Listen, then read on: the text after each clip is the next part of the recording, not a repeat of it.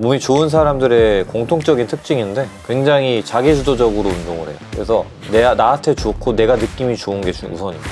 그리고 그 안에 끝내려고 하면 퀄리티가 더 높아지고 밀도도 높아지고 훨씬 더 좋으실 거예요.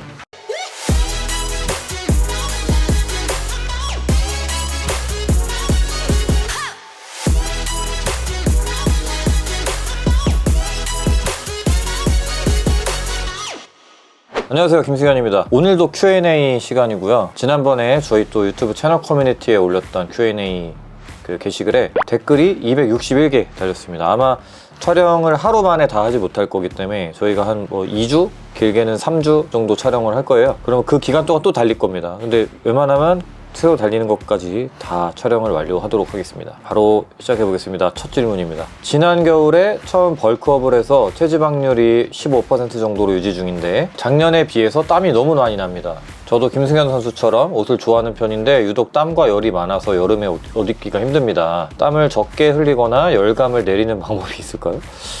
있을까요 이게? 그리고 김승현 선수는 운동할 때와 안 할 때 땀이 많으신 편인가요? 저는 일단 땀이 되게 적은 편인 것 같아요. 막 비 오듯이 이렇게 나지는 않고 당연히 덥고 운동 좀 심박수가 많이 높아지고 하면 땀이 당연히 나지요.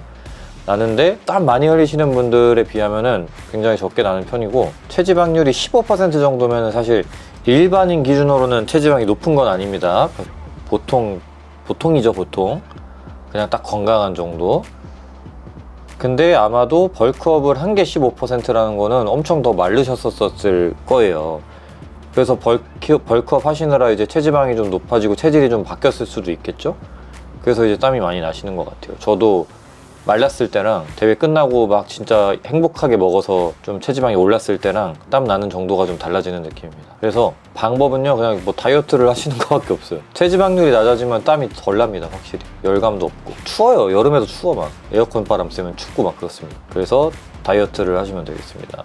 PPL 루틴을 짜서 하는데 푸시데이 때는 가슴 메인과 어깨 메인을 나눕니다. 가슴 메인일 때 가슴 4종류, 어깨 2종류, 삼두 1종류 이렇게 하고 어깨는 그 반대로 합니다. 이러면 운동 가짓수 너무 많은 걸까요? 근데 운동 종류가 많다라고 보기에 그 어떤 운동을 하느냐가 또 중요할 것 같아요. 4종류인데 운동 강도가 그렇게 높지 않은 프리웨이트도 아니고 머신 위주의 4종류면 그게 많다고 보기도 어려워요. 예를 들면 자 이렇게 4종류를 하면 많아요. 바벨 벤치프레스, 바벨 인클라인 프레스, 덤벨 벤치프레스, 그리고 덤벨 인클라인 프레스, 이렇게 4종류를 하면 좀 많을 수도 있습니다. 부족하다고 느껴지죠. 그러니까 많은데 부족해요. 무슨 말이냐면 플라이라든가 아니면은 딥스 같은 운동들이 차라리 바벨이나 덤벨 두 가지 하나 빼고 들어가는 게 차라리 낫다는 거지. 그러니까 어떻게 구성하느냐에 따라 4종류는 많을 수도 있고 적을 수도 있어요. 저 같으면 가슴을 4종류로 하고 싶으시다, 꼭 만약에 해야 된다면 바벨 하나 하고 인클라인 바벨 프레스, 그리고 덤벨 프레스, 체스트 프레스, 그리고 딥스나 플라이 둘 중에 하나, 이렇게 4가지를 할 것 같아요. 이제까지 저희 영상 찍으면 거의 대부분 또 그렇게 해왔었고, 그죠? 그래서 그렇게 하고 어깨는 레이즈를 2종류를 할 것 같아요. 프레스는 이미 3종류 이상 했으니까 그렇게 할 것 같아요. 예를 들면 측면 레이즈, 사레레 하나, 측후면 레이즈 이런 식으로 해가지고 2종류. 전면 레이즈는 할 필요가 없죠. 프레스를 많이 했기 때문에. 어깨를 반대로 한다 그러면 오버헤드 프레스, 서서 안 해도 됩니다. 앉아서 해도 되고, 그리고 숄더 프레스 머신으로 한 번 더 하고, 그 다음에 전면 레이즈 가볍게 할 수 있고, 측면 레이즈 한 가지 하고, 후면 삼각근, 측후면이죠. 완전 후면 삼각근이 아닌 측후면. 완전 후면은 이제 당기기 할 때 하면 좋으니까 측후면 이렇게 해가지고 한 다음에 이제 푸시업이라든가 딥스 같은 거, 가슴 운동, 거기다 플라이 이렇게 할 수도 있겠죠. 아니면 체스트 프레스 할 수 있고. 체스트 프레스 좋겠네. 체스트 프레스, 플라이 이렇게 해도 되겠네, 2가지. 그렇게 해보시면 좋을 것 같아요. 좀 많은 편인데 그렇다고 그거보다 더 줄이면은 너무 적은 것 같은데 라는 느낌을 받으실 거기 때문에 정말 이제 감각이 좋지 않은 이상은 제가 말씀드린 정도가 괜찮을 것 같습니다. 복근이 삐뚤거나 아니면 가슴 근육 모양, 가슴 안쪽이 좀 멀어져 있다든지 이런 것 등 이런 부분은 노력해도 바꿀 수 없는 건가요? 그렇다면 왜 삐뚤고 그런 건지도 궁금하고 커버할 수 있는 방법 없을까요? 너무 고민이에요. 전 참고로 몽우리 수술을 중학교 때 했었는데 유륜 쪽이 움푹 파여 있거든요. 너무 고민이에요. 이거 답이 없는 거예요. 왜냐면 저는 눈이 너무 작아요. 왜 눈이 작을까요? 바꿀 수 없나? 이거랑 똑같은 말입니다. 저는 왜 이렇게 입술이 얇을까요? 이거랑 똑같아요. 그냥 타고난 거를 바꿀 수 없습니다. 크기는 바꿀 수 있어요. 근육은 이제 크기는 좀 달라지죠. 근데 근육의 모양은 생긴 대로 그냥 살게 됩니다. 어쩔 수가 없어요. 저 역시 마찬가지고 저도 복근이 좀 삐뚤어요. 복근 대칭이 딱 좋은 분들은 그냥 뭐 아주 타고나신 분들 좋은 분들이죠. 근데 그 복근이 삐뚤다 그래가지고 내 삶에 뭐 큰 지장을 주지는 않아요. 복근 삐뚤 거는. 근데 조금 삐뚤 거는 괜찮은데 이제 많이 삐뚤면 이제 신경은 쓰이겠죠. 이분은 되게 어린 분 같아요. 내가 볼 때 사춘기이신 것 같아요. 자기 몸에 대한 이런 게 되게 관심이 많은 시기. 가슴 근육 모양도 가슴 안쪽이 좀 멀어? 저도 그런데? 근데 그게 저를 스트레스 주거나 이런 적 단 한 번도 없고, 그것 때문에 내가 뭐 예를 들면은 뭐 성적이 안 나왔다거나 이랬으면 억울해할 만도 한데 단 한 번도 심사위원들이라든가 전문가 집단으로부터 그렇게 피드백을 받아본 적도 없고, 모양에 대해서 오히려 뭐 좋으면 좋다 해주지. 그래서 크게 신경 안 써요 저는. 그리고 심지어 저는 그런 삐뚤다거나 아니면은 모양이 좀 특이하다거나 이상해서 내가 운동을 만약에 해야 된다고 동기부여를 받았잖아요? 그러면 그거는 다 축복이다, 오히려. 저는 그렇게 생각해요. 저도 어릴 때 사춘기 때 이제 가슴 안쪽이 이렇게 비어있는, 움푹 파여 있었어요. 이렇게 한 어릴 때 기준으로 한 엄지손가락만하게 파여 있더라고. 아, 이게 뭐야, 왜 이러지 나는? 사춘기 때니까 자기 몸에 관심을 갖잖아요. 그리고 그때 이제 몸짱 열풍이 불 때였어요. 중학교 2학년 때쯤. 그래서 나 그럼 이제 운동을 이렇게 막 가슴 운동 막 하면은 저기 연예인, 그때 저희 때 당시 몸짱 연예인 권상우, 송승헌 씨였습니다. 권상우, 송승헌 님처럼 나도 이렇게 가슴 운동 이렇게 하면은 가빠가 커져가지고 여기가 채워지려나 해서 푸시업하고 막 이렇게 웨이트 트레이닝 시작했어요. 그때 만약에 제가 그런 결핍감이랄까 뭘까 뭐 아무튼 그런 게 없었다면 운동을 안 하지 않았을까요? 하더라도 굉장히 늦게 시작했을 거고 지금 몸과 달랐을 수 있겠죠. 그래서 정말 난 이거 정말 다행이다라고 항상 생각하거든요. 여러분들 관점의 차이입니다. 누군가는 내 가슴 모양을 보면서 비웃을 수도 있습니다만 많이는 없는 것 같은데 가끔 이제 비웃듯이 댓글 달리는 사람들이 있더라고요. 근데 저는 진짜 뭐야 얘. 왜냐면 저는 하나도 신경 쓰지 않기 때문에. 그래서 여러분들도 그랬으면 좋겠어요. 그게 어떻게 보면 자존감인 거죠. 근데 저는 뭐 일부러 막 자존감 높여야지가 아니라 진짜로 그것 때문에 운동을 했기 때문에 그거 아니었으면 나 지금 이 자리에 없을 거란 말이지. 그래서 이제 별로 신경을 안 쓰게 되는 것 같아요. 어떻게 보면 또 얼굴 가리고 봐도 나를 찾을 수 있는 어떻게 보면 나의 상징적인 그런 모양들이 또 있잖아요. 그게 여러분들한테 또 그 매력인 거죠 또. 그래서 구독자분들은 제 얼굴 가려도 저 찾으실 수 있으시잖아요. 몸 하도 많이 봐가지고, 그죠? 그래서 어쨌든 이런 건 노력으로 바꿀 수는 없다, 모양을, 타고난 거를. 그러나 크기를 또 크기를 이제 보디빌딩이란 게 그런 거예요. 크기를 키우고 체지방을 좀 빼고 막 이런 과정을 통해서 내가 시각적인 느낌은 바뀔 수가 있죠. 똑같은 모양인데 시각적인 느낌은 달라질 수 있다. 알겠죠? 복근이 삐뚤데 이뻐 보이지 않고 이상한 사람이 있을 거고, 삐뚤지만 뭔가 멋져 보이는 사람이 있어. 그렇게 만들어 보세요. 복근 삐뚤고 가슴 안쪽이 좀 멀지만 멋지게 한번 만들어 보세요. 할 수 있어요. 김승현 선수 딥스 영상을 보고 딥스를 집에서도 열심히 하고 있습니다. 근데 딥스를 하면 각도는 분명 밑가슴 운동인데 밑가슴은 오히려 꺼지고 윗가슴이 좋아지고 있는 느낌이네요. 밑가슴 라인을 쫙 만들고 싶어서 하는데 너무 신경 쓰지 말고 그대로 꾸준히 수행하면 될까요? 저는 그렇게 하시면 좋을 것 같아요. 개인적으로 아마 아실 텐데 제가 말씀드려서 밑가슴이라고 생각 안 하고 하는 게 최고 좋은 딥스 방법인 것 같아요. 딥스를 통해서 나 밑가슴만 타겟해야지 보다 전체적으로 다 쓴다는 느낌으로 하시는 게 훨씬 이득이 있고, 인클라인도 마찬가지. 인클라인도 상부만 조져야지 라기보다는 가슴을 전체적으로 다 써야지 라고 생각을 하는 게 훨씬 더 좋은 거죠. 그래서 근데 밑가슴이 좀 꺼진다는 느낌이 조금 의아하긴 한데 아마 자세적으로 밑가슴이 꺼지는 느낌이 나는 이유가 있을 거예요. 뭐 그거는 제가 뭐 찾아 드릴 수는 없고. 근데 개인적으로 밑가슴 라인은 딥스보다도 저는 플랫 덤벨 프레스가 훨씬 더 좋은 방법이 될 것 같아요. 그러니까 플랫에서 벤치 하시면 밑가슴 라인은 훨씬 더 잘 만들어질 수 있습니다. 푸시업도 도움되고요. 특히 밑가슴에서도 이렇게 바깥쪽 라인은 푸시업으로도 충분히 돼요. 푸시업인데 이게 많이 늘린 푸시업 있잖아요. 팔이 너무 벌어지지 않고 살짝 밑을 향해서 이렇게 가는 거. 알겠죠? 그거 확실히 밑가슴 라인에 도움 많이 돼요. 김승현 선수 영상 보고 하체를 할 때 단관절 운동을 먼저 한 후에 메인 운동을 하고 있습니다. 이너타이, 힙 앱덕션, 그리고 레그 익스텐션, 레그 컬, 이렇게 중에 3개의 운동을 한 후에 메인 운동 2개를 합니다. 이렇게 운동을 할 때 추천하시는 단관절 운동의 강도, 횟수 설정이 궁금합니다.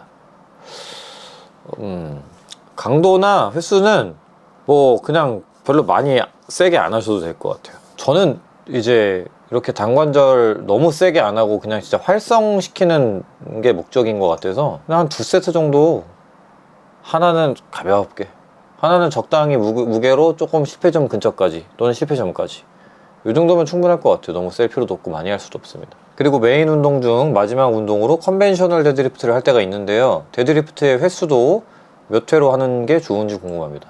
이것도 뭐 제가 정해드릴 수가 없어요. 그냥 데드리프트 같은 경우 특히나 자세가 안 좋은데 괜히 많이 하고, 또는 적게 하라 그랬는데 그 적게 하려면 무게를 들어야 되는데 또 무게를 치고, 이거 안 좋잖아요. 그러니까 데드리프트 하시는 경우는 내가 제일 자세를 안정시키기 좋은 자세를 택하셔서 거기에 맞는 개수를 하시면 될 것 같아요. 무게를 선택을 먼저 하시는 게 좋습니다. 그리고 추가로 사레레나 벤레레 같은 측면 어깨, 후면 어깨와 무게와 횟수는 어느 정도 하면 좋은지도 궁금합니다.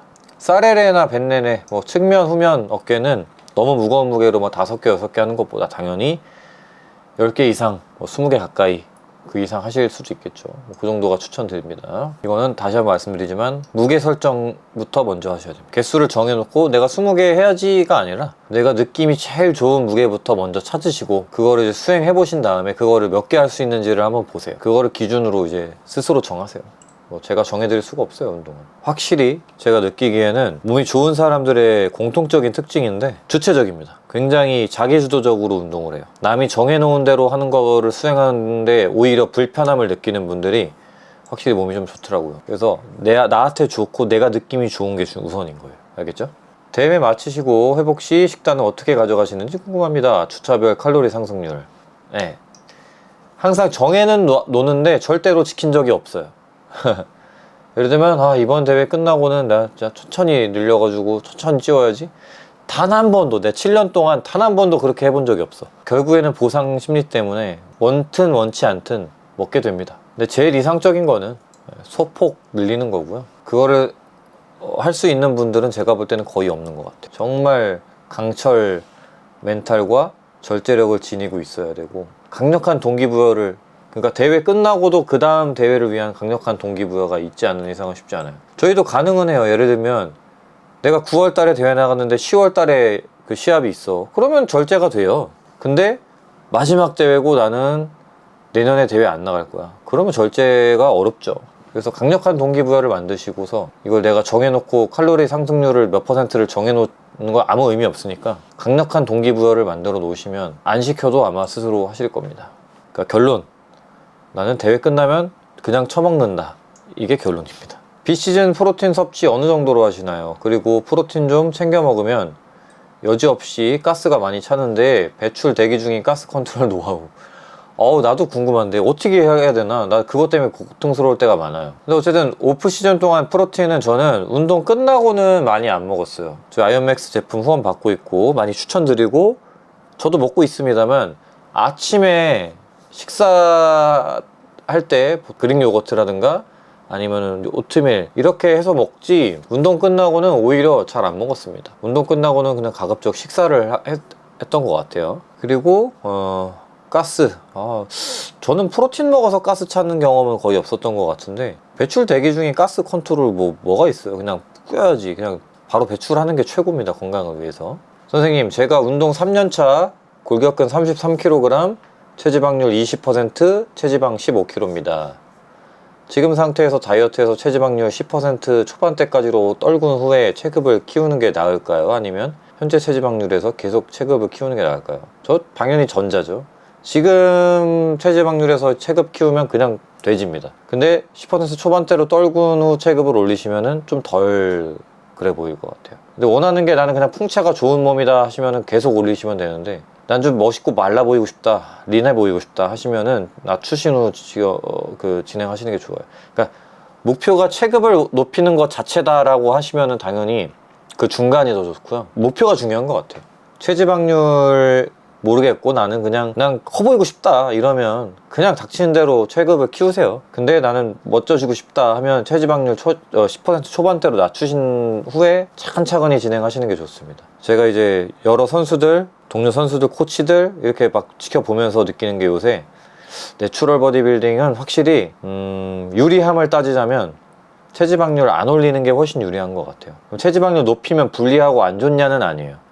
더 어려워요. 그게 훨씬 어려워서 그런 거예요. 왜 어렵냐면 높아지는 체지방률과 체중만큼 운동과 먹는 거에 할애하는 에너지와 그 시간이 훨씬 더 많아야 돼요. 왜냐면 말 그대로 체급이 오른 거예요. 그러면 내가 그 굴리기 위한 에너지는 훨씬 더 많이 소모될 수 없어요. 그건 많이 먹는 그런 에너지를 요구하는 게 아니라 그냥 생존에 관련된 에너지예요. 그게 훨씬 더 힘들고 피곤해질 거거든요. 그리고 운동도 훨씬 더 무겁게 해야 되고, 그러니까 벌킹을 지향하면서 운동하시는 분들 스타일이에요. 굉장히 고중량 운동을 해야 되고 강해야 돼요. 그냥 신체적으로, 정신적으로도 좀 강해야 되고. 그래서 훨씬 더 어려운 길이기 때문에 내추럴한테 유리한 길은 그냥 벌킹 안 하고 체지방률 적당한, 약간 린해 보이는 상태에서 조금씩 정말 그냥 종이 몇 장씩 쌓듯이 하는 게 맞는 것 같아요. 저도 요새 생각이 좀 바뀌고 있습니다. 왜냐면 굉장히 헤비 매스업이라고 그래요. 헤비 매스업이라고 해야 되나?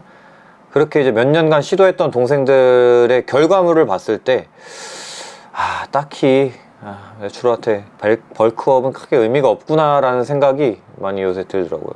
예전부터도 했던 생각이긴 한데, 그럼에도 불구하고 내추럴 환골 탈퇴하려면 체지방률 많이 키우세요 막 이랬었는데, 그런 애들이 이제 정작 빼고 나면은 달라진 게 크게 없더라고요. 그냥 힘만 세져 있고. 그래서 그냥 그게 아니라 그냥 안 찌우고 열심히 차곡차곡 쌓아가는 게 낫겠다 이런 생각이 좀 들었습니다. 근데 사람마다 달라요. 나는 식탐이 엄청나서 난 린한 상태에 못 유지해, 그럼 막 먹으면서 막 체중 올려야죠. 근데 그게 아니라면, 저 같은 경우는 그것보다는 체지방 낮은 게 더 편해요. 그래서 제 생각에는 본인한테 맞는 방법을 찾으시면 될 것 같아요. 화목, 크로스핏, 킥복싱 1시간, 금, 일요일 하체, 상체 이렇게 하고 있습니다. 전자는 뭔가 헬스랑 다른 차원의 힘듦이라 같이 하고 있는데, 이렇게 같이 주 4회 해도 괜찮을까요? 크로스핏, 킥복싱 같이 하니 헬스만 할 때보다 살은 더 바빠져. 물론 저는 저렇게 안 하죠. 왜냐면 저는 보디빌더니까. 보디빌더가 크로스핏이라든가 킥복싱 같은 거 필요가 없어요. 해서 얻는 이득보다 안에서 얻는 이득이 훨씬 더 크니까 안 합니다. 그거 할 시간 동안 휴식을 해서 근비대에 대한 조금의 가능성을 키우는 게 더 유리하니까요. 그래서 이제 저렇게 하지 않는데, 이제 질문 주신 분 같은 경우는 그냥 즐거움과 살을 빼기 위해서 운동을 하시는 거라면 그냥 원하시는 재밌는 운동을 하시는 게, 흥미 요소에 따라가는 게 더 좋은 것 같아요. 제가 그렇게 하시면 안 돼요, 헬스만 하세요 이러면 그냥 그건 너무나 보디빌딩적인 협소한 관점인 거고, 그렇게 지향해야 될 바는 아닌 것 같아요. 그래서 재밌다고 느끼는 거를 더 하시면 돼요. 요새 저도 농구를 그냥 조금 했습니다. 잘하지는 못하지만 이제 뭐 GPT님이 농구 대회 나가자 그래가지고 처음 뵙는 분들 이렇게 해가지고 만나 뵙고 뭐 연습하고 막 이랬는데 재밌어요. 물론 이제 힘들어요. 근데 뭔가 멘탈적으로 재밌다 라는 약간 좀 리프레시 되는 요소랑, 서울에서 아무런 활동을 안 했어요. 그러니까 어떤 활동이냐면은 서울에 있는 것들을 누리고자 하는 그런 활동, 인프라들을 누리고자 하는, 밖에 나가서 무언가를 하는 활동을 안 했다는 거죠. 그러다가 처음으로 한강공원 가서 그래도 막 공 좀 던지고 드리블하고 이러니까 재밌어요. 그래서 이제 좀 도움이 되더라고요. 근데 이제 보디빌딩에는 하등 농구는 도움이 안 됩니다. 몸만 힘들어. 피곤해졌어요, 그것 때문에. 그러니까 이제 질문 주신 분은 그냥 뭐가 즐겁고 재밌고 내가 원하는 게 뭐야, 이거를 잘 생각하시고서 주체적으로 판단해서 뭐 하시면 됩니다. 제가 드릴 말씀은 그거밖에 없어요. 하지 마라, 해라, 이렇게 얘기해 드릴 수 없을 것 같아요. 승현님을 보고 운동 시작했고 바디 프로필도 찍어보고 찍은 사진과 다른 현실의 멸치몸에 현타가 와서 운동을 안 하다가 1년 전부터 다시 열심히 하고 있습니다. 이제야 승현님이 말하는 자세를 이해하면서 운동하고 있는데요. 운동의 목표를 세우고 싶어서 벌크업을 진행하고 있는데, 여기서 궁금한 거, 제가 180cm에 75kg입니다. 첫 번째, 클린하게 칼로리를 채우는 게 정말 쉽지 않다고 느끼는 요새인데 추천해 주시는 식단이나 먹어도 되는 음식이 있을까요? 클린하게 꼭 드셔야 될 이유가 있을까요? 벌크업인데 너무 클린하게는 안 하셔도 될 것 같아요. 그렇다고 완전 덜티하게 안 해도 되는데, 제가 옛날에도 팁을 드렸지만 너무 클린하게 하려고 하면 더 힘들고 괴로워요. 그러니까 적당히 타협을 하셔야 되고, 어떻게 하시냐면 내가 칼로리를 추적할 수 있는 어떤 음식이든 다 괜찮아요.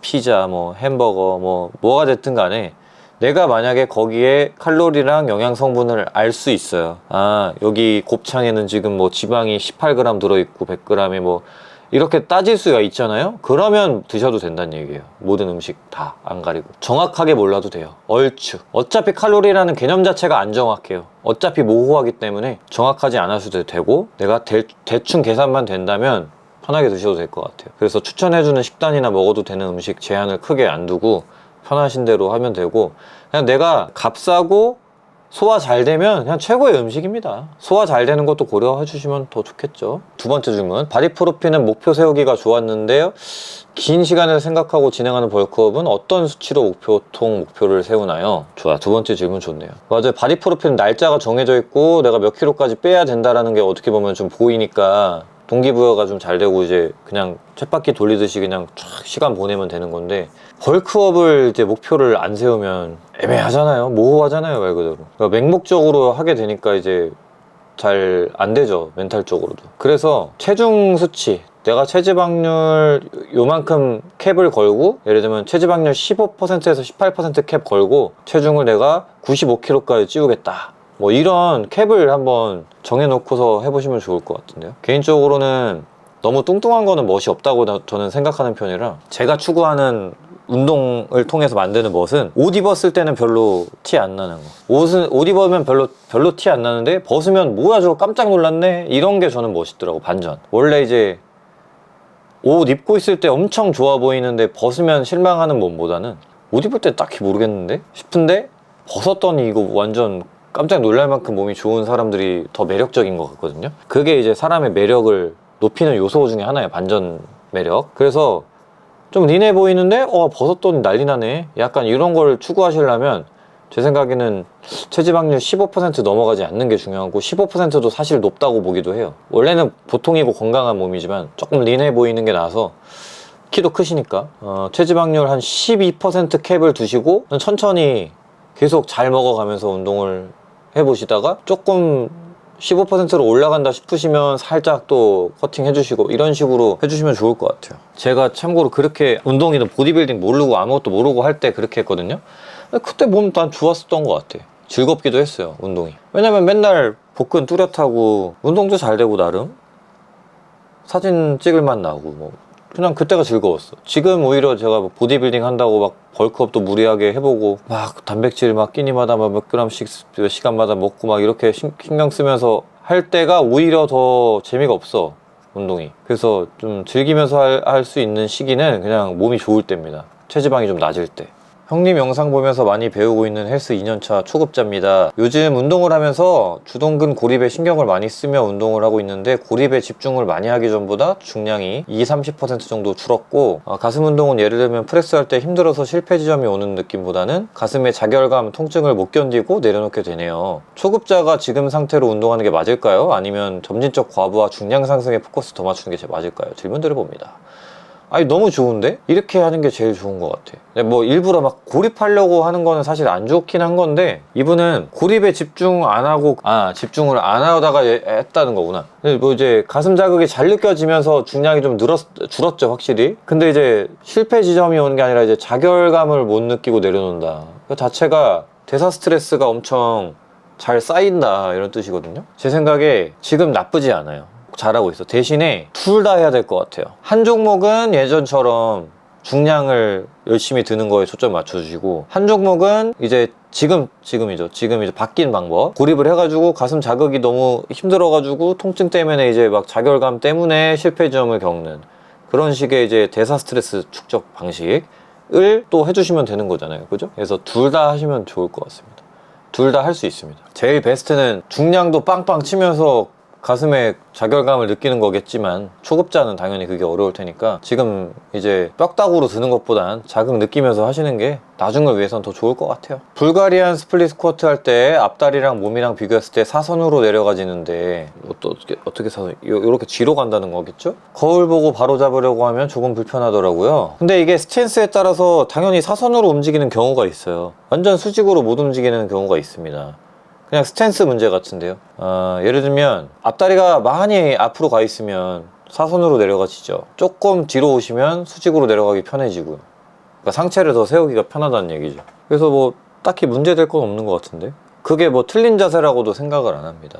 제가 이제 이거 이해를 잘못했을지 모르겠지만 어쨌든 저는 문제 없어 보여요. 제일 쉬운 지표는 통증 없으면 그냥 그대로 하시면 됩니다. 원압류 운동하실 때 쉬는 시간 설정 어떻게 하시는지 궁금합니다. 편측성 운동할 때는 한쪽 하고, 특히 약한 쪽부터 먼저 하세요. 약한 쪽 먼저 하시고 한 40초 정도 쉬시고, 그 다음에 이제 반대쪽 하시고 1분에서 2분 정도 쉬시면 좋습니다. 플랫 바벨 벤치프레스 후 왼쪽 상부 승모근이 당기는데 어디가 문제일까요? 상완골 전방할 수 있으실 것 같고요. 그리고 견갑 전방 경사가 좀 많이 심하시는 것 같아요. 둘 다 가지고 있겠죠. 뭐 자세를 제가 체크를 해봐야겠지만 그냥 보통 말만 들었을 때는 승모근 문제가 좀 느껴진다 하면 이렇게 돼 있다는 거거든요. 이렇게 어깨가 슈러그 상태에서 운동이 된다는 얘기잖아요. 어깨가 떠서 거상이 된다. 그러면 반대되는 동작을 못 한다는 거니까 체스트업도 안 될 거고, 외회전을 주면서 견갑을 충분히 후방 경사 시켜줘야 되고, 그리고 뭐 팔이 자연스럽게 벌어져야 되는데 그런 게 안 된다는 거잖아요. 근데 이거 자세를 뭐 봐야지 뭐 정확하게 제가 뭐 조언 드릴 수 있을 것 같은데, 일단은 그냥 뭐 불균형이 있으신 거는 확실한 것 같습니다. 다이어트를 할 때 식사 후 급격한 인슐린 상승을 방지하고자 식사 후 가벼운 유산소라도 뭐 꼭 무언가 활동적인 것을 했습니다. 이제 다이어트는 아니고 현재 체지방률 10에서 12% 정도 유지하면서 근육을 키워나가고 싶은데 식사 후 가벼운 산책이라도 하는 게 좋나요? 아니면 식사 후 휴식을 취하는 게 좋나요? 식사 직후에 보통 뭘 하시는지 궁금합니다. 저는 식사 직후에 수업을 해요. 어쩔 수 없이 밥 먹으면 바로 수업을 해야 되는 게 보통의 일상이죠. 아침 식사하고는 바로 하진 않죠. 아침 식사하면 밥 먹고 이제 바로 씻겠죠. 밥 먹고 씻고, 그래서 이제 헬스장 갈 준비하겠죠. 그러고 이제 두 번째 식사하고 바로 수업을 합니다. 왜냐면 그럴 수밖에 없어. 10분 안에 식사를 해야 돼 항상. 그러고 이제 수업을 다 마치고 중간에 또 식사를 하거나 뭐 운동을 할 수도 있고, 운동하고 이제 운동을 했다, 운동하고 바로 식사할 거 아니에요, 그죠? 자, 운동하고 식사하고 어떻게 할까요? 쉬죠 뭐. 보통 피곤하니까 잠이 옵니다. 막 노곤노곤하고. 근데 가끔은 그런데도 불구하고 수업을 해야 될 때가 또 있어. 그러면 조금 많이 힘들더라고요. 그래서 뭐 제가 뭘 하는지 궁금하시다면 그냥 솔직하게 다 그냥 그렇게 별다를 게 없습니다. 별다른 거죠 사실. 일반적으로 그러시진 않을 테니까. 근데 대다수의 트레이너들은 다 이럴걸요. 눈 뜨자마자 밥 먹은 다음에 바로 출근해가지고 수업하고서 수업 중간에 5분 10분 안에 밥 그냥 대충 입안에 쳐놓고서 깨물깨물 하다가 수업하고 다시, 그러다가 중간에 짬 좀 나면 운동 좀 하고, 그 다음 다시 또 수업하고 밥 먹고 수업하다 보면 또 퇴근이고, 퇴근하고 이제 집에 가서 씻자마자 자야지 또. 이거야 그냥 계속 그 일상이에요, 몇 년간. 그래서 뭐 저의 그런 특수한, 저를 비롯한 트레이너들의 보디빌더들의 일상을 궁금해하실 필요 없어요. 물론 이제 프로 중에서도, 보디빌더 중에서도 전업, 그러니까 수업 같은 거 안 하고 부업 안 하고 운동만 하시는 분들, 예를 들면은 뭐 저기 그 실업팀 선수들 이런 분들은 저도 뭐 어떻게 하시는지 궁금하네요. 그분들 어떻게 사시려나? 근데 가끔 브이로그 이런 거 보면 김성환 선수나 뭐 설계현 선수 보면 똑같은 것 같던데요. 딱히 뭐 이렇게 안 하신 것 같던데요. 네. 별다른 게 없습니다. 근데 옛날에는 졸리면 막 누워서 자고 싶고 막 이랬겠지만 요새는 못 자요, 졸려도. 왜냐면 누우면 배 아파. 나이가 드니까. 젊을 때 누워서 자고 아주 편하게 좋죠. 그것도 이제 늙으면 못해요. 밥 먹고 바로 눕고 싶어도 불편해서 못 누워. 승현님께서 하시는 스탠딩 OHB 방식은 복압이랑 흉압 중에서 뭘 집중하시는지. 복압이죠. 흉압? 제가 그거를 뭐 인지가 전혀 돼본 적이 없어가지고 모르겠네요. 흉압을 내가 OHP 할 때 집중을 해본 적이 없네요. 근데 그게 내가 무의식적으로 됐을지도 모르잖아. 근데 저는 복압도 많이 줘야 된다 이런 의식을 해본 적이 사실은 한 번도 없어요. 그냥 본능대로 했어요. 근데 그거를 이제 알려줄 때 풀어서 설명을 해야 되다 보니까 복압 주세요, 뭐 엉덩이 힘 꽉 주시고요, 복직근에도 힘 주고요, 브레이싱 하세요, 뭐 이렇게 얘기를 풀어서 하죠. 근데 저는 개인적으로 제 운동할 때만큼은 그런 거에 신경을 안 쓰고 그냥 느낌대로 운동합니다. 솔직히 말씀드립니다. 가르칠 때는 그렇게 안 하는데 내 운동할 때는 나는 느낌과 본능에 충실한 편이에요. 정말 궁금한 게 있습니다. 제가 현재 골격근 44kg에 체지방 11%, 키 180cm, 아침 공복 몸무게가 85에서 86kg 정도 나오는 상태입니다. 다이어트 시작한 지 5주 정도 되었고, 다이어트 시작 전에는 91kg, 그리고 체지방률 15%, 골격근 44kg였습니다. 현재 식단은 4끼, 밥 200에서, 현재 식단은 네끼 밥 200g, 닭가슴살 100에서 200g, 그리고 운동 끝나고 프로틴 한 잔 하는 것입니다. 약간 정체기가 온 것 같은데 식단에 변화를 줘야 할 것 같은데 어떻게 변화를 주는 것이 좋을까요? 네끼를 밥을 200g씩 800g 먹고 닭가슴살도 한 800g 먹는 거네. 그럼 좀 줄여봐요. 탄수화물을 조금 줄이셔도 될 것 같아요. 정체기가 왔다고 느껴지신다면. 특히 뭐 운동 방식이 지금 현재 웨이트 1시간 20분 하고 유산소 2, 30분 하는 방식인데 유산소를 안 하는 것도 아니었기 때문에 여기서 이제 변화를 줄 거는 탄수화물을 줄이는 것밖에 없습니다. 아시겠죠? 체지방률을 빼기 위해서. 이미 11% 정도면요, 10% 정도면 낮은 상태입니다. 그 낮은 상태에서 매우 낮은 상태로 가야 되는 다이어트는 탄수화물을 많이 먹을 수가 없습니다. 그냥 건강한 상태로 가는 다이어트는 탄수화물을 많이 먹어도 가능해요. 지금 정도죠. 근데 이제 안 건강한 체지방률로 가야 된단 말이에요. 안 건강한 체지방률로 가야 되는데 탄수화물을 건강하게 먹고 있으면 될까요? 탄수화물을 안 건강하게 줄여서 먹어야 안 건강한 낮은 체지방률로 갑니다. 이렇게 말하면서도 제가 좀 슬프네요. 지금이 더 좋은 건데 이놈의 뭐 대회, 바디 프로필 이런 것 때문에 안 건강한 체지방률을 우리 만들어야 된다는 사실이 좀 슬픕니다. 아이돌들 있잖아요. 뭐 홍석이도 그랬고 아이돌들 이제 얘기를 들어보면 정말 그 저체중을 유지해야 되니까 정말 힘들게 살더라고. 근데 물론 그게 익숙해, 그 친구들은. 여러분도 조금 고되더라도 체지방률을 많이 낮추고 싶으시다면 생각보다 많이 안 먹어야 돼요. 근데 계속 그렇게 많이 안 먹기만 하면은 몸에 이상이 생기니까 중간에 한번 리피드를 하는 거, 이런 거죠. 그런 디테일한 것들은 이제 뭐 예전부터 많이 설명드렸기 때문에 여기서는 생략을 할게요. 운동 시 세트 설정에 대해서 질문을 드립니다. 벤치 90kg을 3에서 4회 가능하다고 했을 때 지금까지 항상 빈봉 워밍업 마이너스 40kg 한 세트, 60kg 한두 세트, 80kg 한 세트, 90kg 두 세트 정도를 하고 다시 내려와서 6, 70kg의 중량으로 3세트 이상 횟수를 채워줬습니다. 최고 중량에서 힘을 내고자 그 전 세트에서 힘을 빼고 서너 번만 하기도 합니다. 벤치 중량을 올리고 싶어서 반복수가 낮은 중량도 적극적으로 올리는 편인데 사실 가슴의 느낌이 제일 좋은 무게는 60kg입니다. 근데 무게를 올려 90까지 찍고 내려오면 60kg로 좋은 느낌이 느껴지질 않습니다. 60kg로만 세트를 하거나 60 다 털고 고중량 한두 세트만 해본 적은 거의 없는데 중량감을 잃지 않으면서도 좋은 느낌을 유지하려면 세트 설정을 어떻게 하는 게 좋을까요? 자, 이거 질문 잘하셨어요. 벤치뿐만 아니라 대부분 운동을 이렇게 하신대요. 저는 제가 제일 운동 잘하고 수행 좋았을 때는 스트레이트 세트 할 때였습니다. 탑 세트 요새 유행한다고 해서 많이 하시잖아요. 나는 탑 세트 별로인 것 같아요. 그냥 80kg 정해놓고 그거 4세트 수행할 때가 최고 운동 잘 될 때야, 개인적으로는요.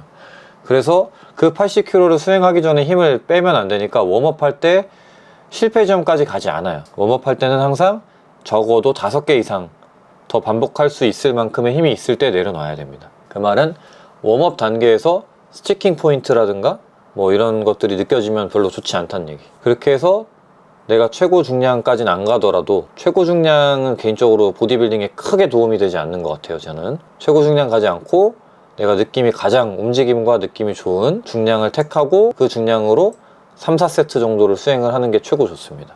이렇게 운동하시는 분들, 그러니까 지금 질문 주신 분처럼 운동하시는 분들이 세트 수가 되게 많아요.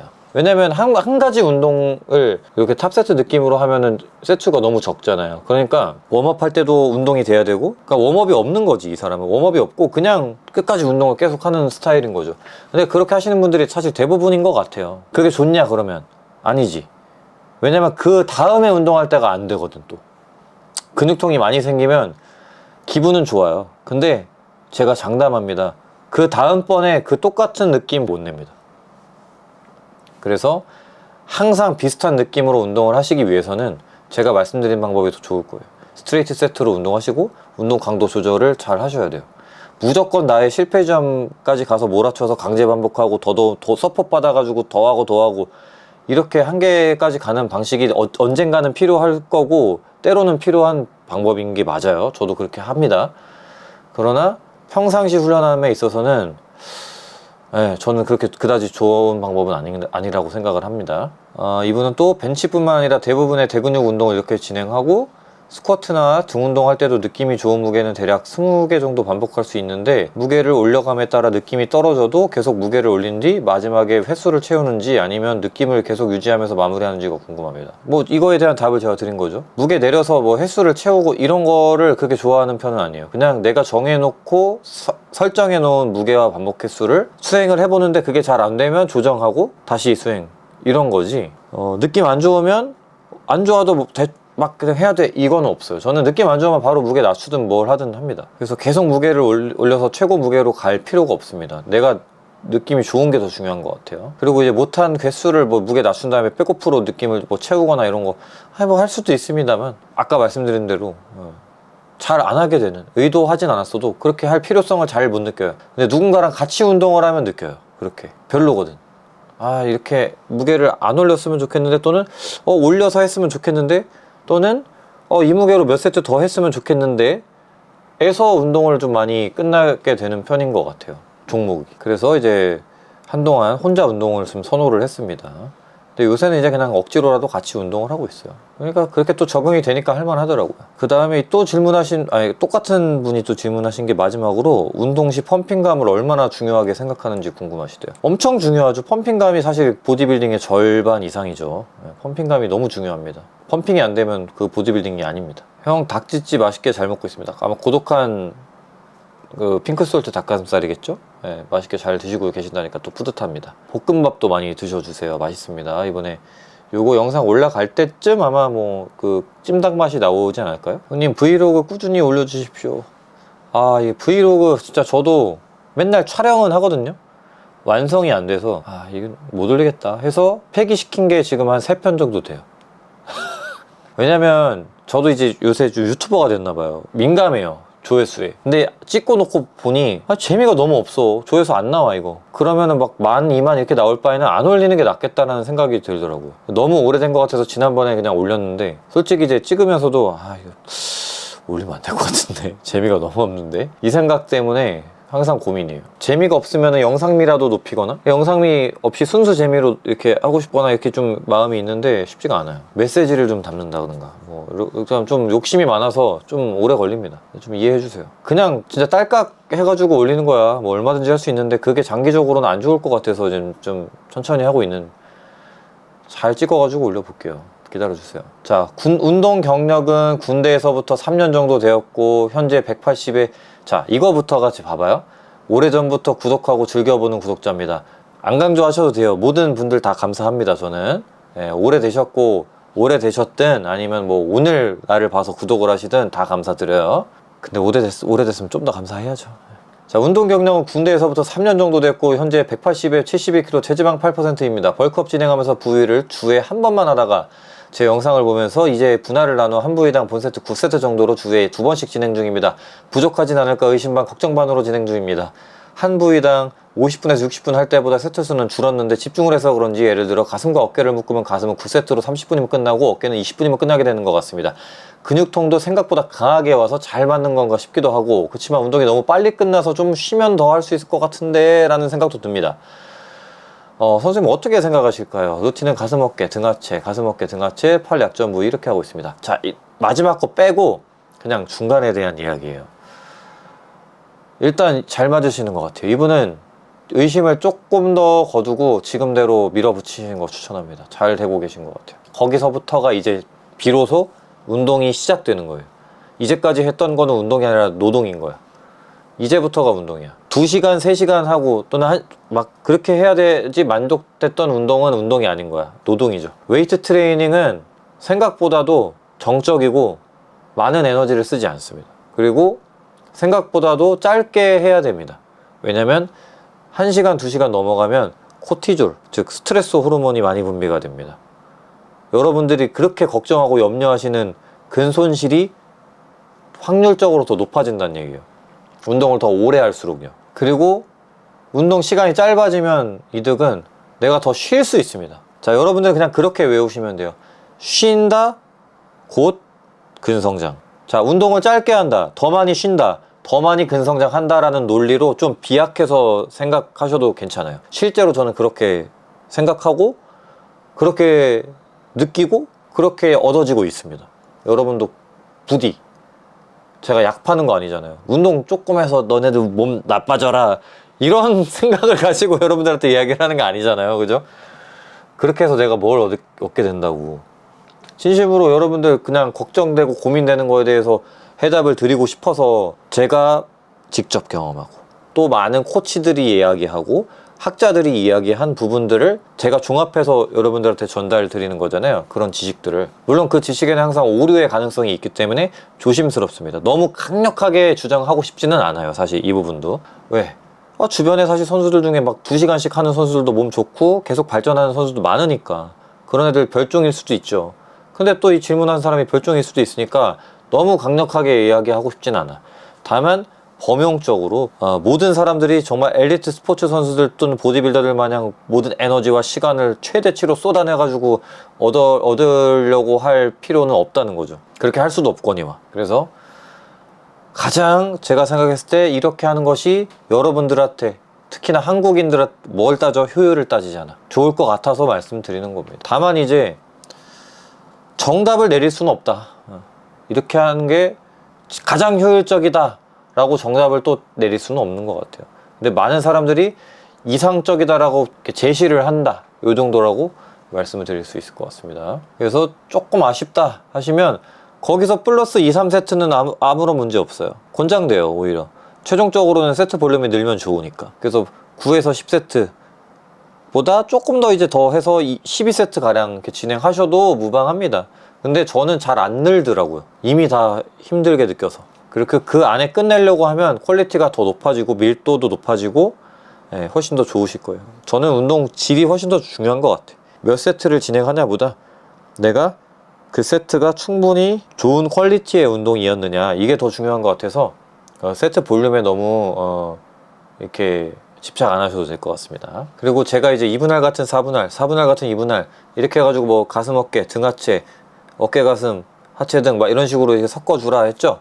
그거 역시 정답이 아니고 그냥 제가 제시해드린 하나의 모델이기 때문에 얼마든지 수정하시고 해보시고 직접 그거에 대해서 직접 느낌 봐 수정하시면서 만들어 가시는 게 권장되고 부디 그렇게 하시길 바랍니다. 제가 정해놓은 대로 하시는 거는 바보 같은 행동입니다. 심지어 저도 그렇게 안 하고 있다고 했죠. 그 다음 질문입니다. 중간에 운동 하루 건너뛰는 건 어떤가요? 목, 금, 토 야간 알바를 하고 있어서 월요일 밤에, 화요일 밤에, 수요일 밤에, 금요일 새벽에 이렇게 하려는데 목요일이 건너뛰어지니까 좀 고민해. 무슨 상관이에요? 목요일 뭐 저기 꼭 운동해야 될 거 아니잖아요. 쉬는 날은 꼭 주말에만 쉬어야 될 거 아니잖아요. 상관없어요. 휴식은 내가 규칙적으로 정해놓기만 하면 됩니다. 저도 평일에 쉴 경우 많아요. 오늘 촬영일 오늘 월요일이거든요. 저 오늘 운동 쉬었습니다. 어떨 때는 뭐 수요일날 쉴 때도 있고요. 오늘 운동 쉬는 건 사실 의도는 아니었어요. 운동하려고 했었는데 이제 뭐 어떤 스케줄이 있었어가지고 그거 다녀오니까 운동 시간이 애매하더라고. 그래서 운동 대신에 그냥 촬영하자 해서 피디님 모시고 이제 여기 좀 촬영을 하고 있는 거죠. 그렇게 해서 유동적으로 했으면 좋겠어요. 저는 너무 규율이라는 게 너무 중요하지만 또 너무 거기에 집착하시는 건 별로인 것 같아요. 그러니까 내가 절대로 어기지 않는 규율은 필요해요. 그러나 제 생각에 휴식을 정하는 것은 절대로 어기지 않는 규율일 필요는 없어요. 바뀌어도 되는 규율이에요. 그러니까 그런 규율만 정해놓으시면 되죠. 내가 적어도 나 일주일에 이틀 이상 쉬지 않을 거야 라는 뭐 대충 그런 규율을 만들어 놓고 그거만 지키면 돼. 그럼 월, 화 쉰 다음에 수, 목, 금, 토, 일 운동하면 규율 지킨 거예요. 그래서 걱정하지 마시고 제가 그냥 열심히 본인 편한 시간에 운동하시면 되겠습니다. 요즘 등 운동할 때 호흡이랑 배에 힘주는 게 중요하다는 걸 좀 느끼는데 그거에 대한 김승현님의 팁이나 디테일하게 신경 쓰시는 부분이 있으면 궁금합니다. 저도 이제 등 운동할 때 특히 호흡을 신경 쓰려고 하는 거고 횡격막을 인지하고 횡격막의 움직임을 좀 인지하면서 호흡을 하는 게 되게 중요한 것 같아요. 그리고 내쉬는 게 되게 중요합니다. 하고 들이마시는 것보다 내쉬는 게 굉장히 중요하다는 걸 느껴요. 근데 그 내쉬는 거를 운동할 때 후 하고 내쉬는 게 아니라 내쉴 때 힘 주는 파트가 있어요. 그 파트에 대한 힘을 길러주시는 게 되게 중요한 것 같아요. 그래서 후 하고 내쉬는 훈련을 좀 많이 하시면 아마도 등 운동하실 때나 호흡이나 아니면 자극에 있어서도 더 도움이 되실 것 같아요. 그래서 저는 거기에 대한 팁은 디테일한 거는 예를 들면 뭐 체스트 서포티드 로우라든가 이런 거 하실 때 패드를 명치 갖다가 이제 버틴다기보다는 배에 대고 배를 내가 내쉬는 그 힘을 줄 때, 실제로 내쉬진 않겠지만 들이마신 상태에서 흡 하고 힘 주면서 배가 이제 밀어내거든요, 그 패드를. 그 힘으로 이제 운동을 하시면 도움이 될 것 같아요. 근데 이제 주의사항은 너무 흡 하다 보면 이제 압이 올라가니까, 지난번에 저희 댓글로 한 분이 걱정해 주시더라고요. 숨을 참는 행위 자체가 나중에 뇌경색이라든가 이런 안 좋을 수 있으니까 조의하라, 나이 먹고 후회한다, 이렇게 댓글 달아주셨어요. 그래서 아 맞다, 그런 부분도 놓치면 안 될 것 같다 생각이 들어서 너무 강하게 흡 이런 거는 좀 주의는 해야 될 것 같다 생각이 좀 들었습니다. 그래서 정말 고중량 하지 않을 이상 이제 자연스럽게 내쉬는 훈련을 평상시에 하시면서 등 운동하실 때 당길 때 그냥 적용을 해주시는 정도면 좋을 것 같아요. 너무 강하게 이렇게 막 진짜 머리가 어지러울 정도로 이렇게 호흡을 하시는 거는 좀 안 좋을 것 같습니다.